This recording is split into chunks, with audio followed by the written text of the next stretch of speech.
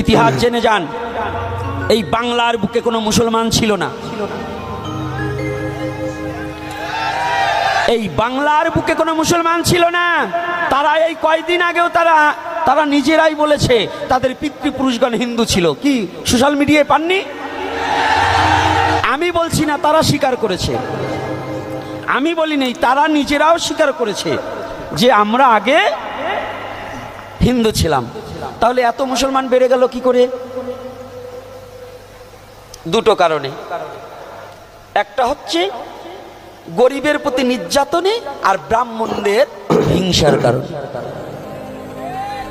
গরিবের প্রতি নির্যাতনের কারণ, আর একটা হচ্ছে ব্রাহ্মণদের কিসের কারণ?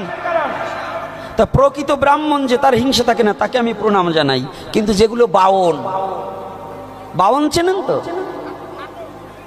ওরে বাবা, ওই যে বলছে তো এগুলো যেগুলো কোনো উপকারে আসবে না, অথচ পাড়ার ঠ্যাং লইয়ে টানাটানি করবে, এইগুলোকে বলছি। তো এই সনাতন ধর্মের দফা সেরেছে এই বাংলার জমিনে, এই বাংলার মাটিতে। আজ থেকে কয়েকশো বছর আগে এই বাংলার মাটিতে কোনো মুসলমান ছিল। 12 জন আউলিয়া এসে এই দেশকে মুসলমান বানিয়েছে। তাহলে বানিয়েছে, জন্মটা তাদের সনাতন ধর্মে, কিন্তু তাদেরকে কি করা হয়েছে? মুসলমান বানিয়েছে। এর কারণ কি জানেন? সনাতন ধর্মের কয়েকটা দিক বলে দিচ্ছি। এই মায়েরা ভালো করে শুনে রাখুন। এইবার আপনাদের পাড়া একটু যাব। এই সনাতন ধর্মের আমি কয়েকটা আজকে সলিউশন দিয়ে যাচ্ছি, মনে রাখবেন। কখনোই ভুলেও 14 বছরের মেয়ে আর 35 বছরের ছেলের বিবাহ দেবেন না। সনাতন ধর্মে আগে 13 বছরের মেয়ে 45 বছরের ছেলের সাথে বিয়ে করাতো। তো এই 45 বছরের ছেলে, মেয়েটার বয়স যখন 20 বছর হইতো, হালায় মরিয়া যায়। কি মরে যেত না? তাহলে কি হতো? বিধবা হয়ে থাকতো। সনাতন ধর্মের আগে মেয়েরা অনেক বিধবা, প্রায় ঘরেই 2-4টে থাকতো কি না? তো তাদের তো একটা যৌবন ছিল। তৎকালীন সময় ওই যে মুসলমানরা যারা বহিরাগমন এসে সনাতনীর ওই বিধবা মেয়েদের বিবাহ করে করে তাদের ঘরে সন্তান জন্ম দিয়ে এই সারা বাংলাটাকে মুসলমান ধর্ম বিস্তার করিয়ে দিয়েছে। আর একটা হয়েছে মুসলমান কিভাবে? এই সনাতনী বর্ণবাদ ছড়িয়ে যাদেরকে ঘৃণা করে রাখা হতো, যাদেরকে অবহেলা করে রেখে দূরে সরিয়ে রাখা হতো, যাদেরকে ছায়া মারাতো না। এই ব্রাহ্মণ সম্প্রদায় যদি বাজারে যেতে হতো, নিচ জাতিকে যদি ওই দূরে দাঁড়াতে হতো, রাস্তায় হাঁটতে দেওয়া হতো না। ব্রাহ্মণ আগে যাবে, পরে ওই জাতি যাবে। এগুলো নিষ্পেষিত, এবং এই যন্ত্রণা দিতে দিতে, এই আঘাত করতে করতে ওরা লাস্টে অন্য ধর্মের লোক এসে বলছে, দেখো তোমাদের ধর্মে তোমাদের কত ঘৃণা করে, তোমরা কেন ওই ধর্মে থাকবে? আমাদের কাছে আসো, আমরা তোমাদেরকে ভালোবাসা দেব। একসাথে দেখা গেছে 100, 200, 500 এইভাবে তারা অন্য ধর্ম গ্রহণ করিয়ে দিয়েছে। কি করিয়েছে কিনা? করিয়েছে কিনা? তাহলে আমি এর মধ্যে ভুল ধারণা আছে যে ইসলাম 1400 বছর আগে এসেছে, আর এই ইসলাম ধর্মের প্রতিষ্ঠাতা হলেন নবীজি মুহাম্মদ। বলতে ইসলাম ধর্ম এই পৃথিবীতে রয়েছে সৃষ্টির একেবারে প্রথম থেকেই, যখন মানুষের পৃথিবীতে পা রেখেছে। আর পবিত্র কোরআন বলছে সূরা ফাতির অধ্যায় নম্বর 35 আয়াত নম্বর 24, এমন কোন সম্প্রদায় নেই যাদের কাছে আমি সতর্ককারী পাঠাইনি। পবিত্র কোরআন বলছে সূরা রদ অধ্যায় 13 আয়াত নম্বর 7, এবং প্রত্যেক সম্প্রদায়ের জন্য রয়েছে পথপ্রদর্শক। পবিত্র কোরআনে মাত্র 25 জনের নাম বলা হয়েছে। তবে আমাদের নবীজি মুহাম্মদ সাল্লাল্লাহু আলাইহি ওয়াসাল্লাম তিনি বলেছেন, এই পৃথিবীতে আল্লাহ 1,24,000-এরও বেশি নবী রাসূল পাঠিয়েছেন। পবিত্র কোরআনে 25 জনের নাম বলা হয়েছে। আদম, মুসা, ঈসা, সুলাইমান, মুহাম্মদ, ওনারা সকলেই শান্তিতে থাকুন। তবে এই পৃথিবীতে 1,24,000-এরও বেশি নবী রাসূল এসেছেন। একইভাবে আমরা মাত্র 4টা কিতাবের নাম জানি। আল্লাহ সুবহানাহু ওয়া তাআলার আসমানি কিতাব তাওরাত, জবুর, ইনজিল এবং ফুরকান। তাওরাত হলো সেই ওহী, সেই আসমানি কিতাব যেটা নাজিল হয়েছিল মুসা আলাহিস সাল্লামের উপর। জাবুর হলো সেই আসমানি কিতাব যেটা নাজিল হয়েছিল দাউদ আলাহিস সাল্লামের উপর। ইনজিল হলো সেই ওহী, সেই আসমানি কিতাব যেটা নাজিল হয়েছিল ঈসা আলাইহিস সালাম বা যীশু খ্রিস্টের উপর। ফুরকান হলো পবিত্র কোরআন, সর্বশেষ এবং চূড়ান্ত আসমানি কিতাব যেটা নাজিল হয়েছিল সর্বশেষ ও চূড়ান্ত নবী মুহাম্মদ সাল্লাল্লাহু আলাইহি সাল্লামের উপর। যদি ভালো করে দেখেন যে অন্যান্য ধর্মগ্রন্থগুলো ঈশ্বরের বাণী হতেও পারে, নাও পারে। বাইবেল সেটা ঈশ্বরের বাণী হোক বা না হোক, আমরা ইনজিলে বিশ্বাস করি যে আসমানি কিতাব নাজিল হয়েছিল ঈসা আলাইহিস সালামের উপর।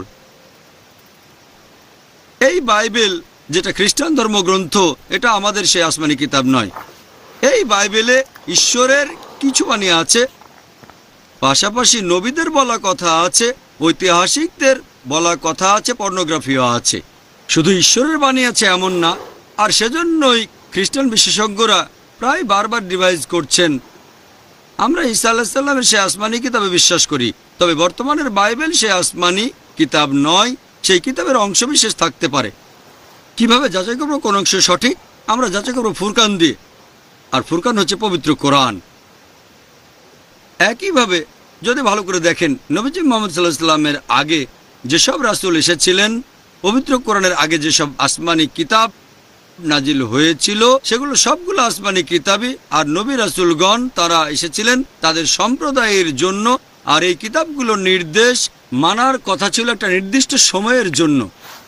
পবিত্র কোরআন বলছে সূরা আল ইমরান অধ্যায় 3 আয়াত 49 যে ঈসা আলাইহিস সালাম এসেছিলেন শুধুমাত্র বনী ইসরাইলের জন্য। এ কথাটা আবারও আছে সূরা সাফ অধ্যায় 61 আয়াত নম্বর 6 যে মরিয়মের পুত্র ঈসা আলাইহিস সালাম এসেছিলেন শুধুমাত্র বনী ইসরাইল বা ইসরাইলবাসীর জন্য। এই কথাটা আবারও আছে পবিত্র বাইবেলে গসপেল অফ ম্যাথিউ অধ্যায় নম্বর 10 অনুচ্ছেদ 5 ও 6 যে যীশু খ্রিস্ট তার শিষ্যদের বলছেন, তোমরা কখনো জেন্টাইলদের পথ অনুসরণ করো না। এই জেন্টাইল কারা? যারা ইহুদি না, হিন্দুরা, মুসলিমরা। তোমরা জেন্টাইলদের পথ অনুসরণ করো না, বরং তোমরা ইসরায়েলের হারানো মেশকুলের পথে যাও। তার মানে তিনি এসেছিলেন শুধুমাত্র ইসরায়েলবাসীর জন্য। এছাড়াও যীশু খ্রিস্ট বলেছেন, এটা আছে গসপেল অফ ম্যাথিউ 15 নম্বর অধ্যায় অনুচ্ছেদ 24 যে আমি পৃথিবীতে এসেছি শুধুমাত্র ইসরায়েলের হারানো মেশকুলের জন্য। তাহলে সকল নবী রাসূল, সকল আসমানি কিতাব, পবিত্র কোরআনে মাত্র 4টা আসমানি কিতাবের নাম আছে। তবে আল্লাহ সুবহানাহু ওয়া তাআলা আরো অনেক আসমানি কিতাব পাঠিয়েছেন, যেমন সুফে ইব্রাহিম, আরো অনেক আছে। কিন্তু পবিত্র কোরআনের আগে যেসব আসমানি কিতাব এসেছে আর নবী মুহাম্মদ সাল্লাল্লাহু আলাইহি সাল্লামের আগে যে নবী রাসূল এসেছিলেন, তারা এসেছিলেন শুধু তাদের সম্প্রদায় এবং একটা নির্দিষ্ট সময়ের জন্য। তবে আমাদের নবীজি মুহাম্মদ সাল্লাল্লাহু আলাইহি সাল্লাম, পবিত্র কোরআন বলছে সূরা আম্বিয়া অধ্যায় 21 আয়াত 107 বলা হয়েছে, ওয়ামা আরসালনাকা ইল্লা রাহমাতাল লিল আলামিন।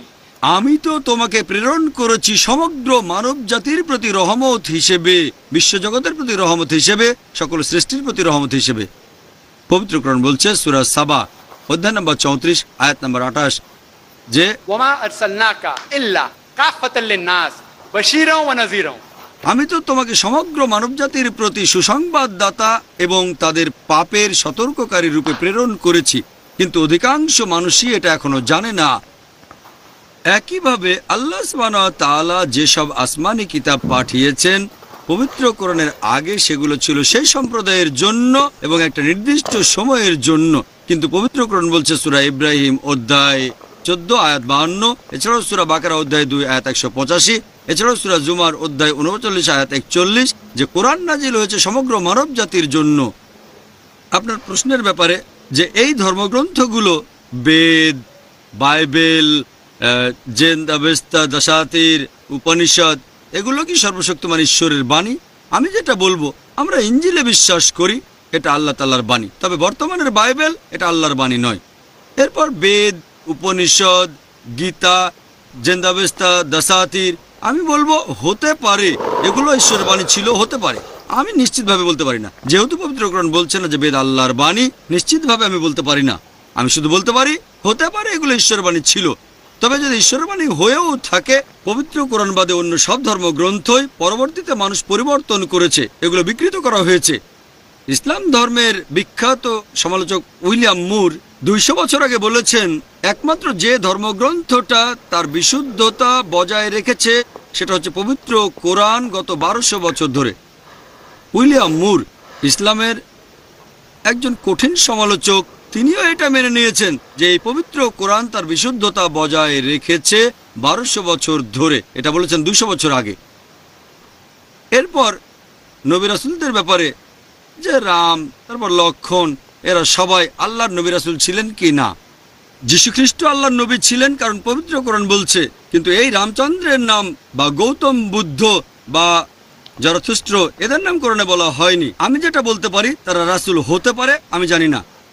তবে যদি রাসূল হয়েও থাকেন, তারা এসেছিলেন শুধুমাত্র সেই সময়ের জন্য, আর সেই নির্দেশগুলো ছিল একটা নির্দিষ্ট সম্প্রদায়ের জন্য।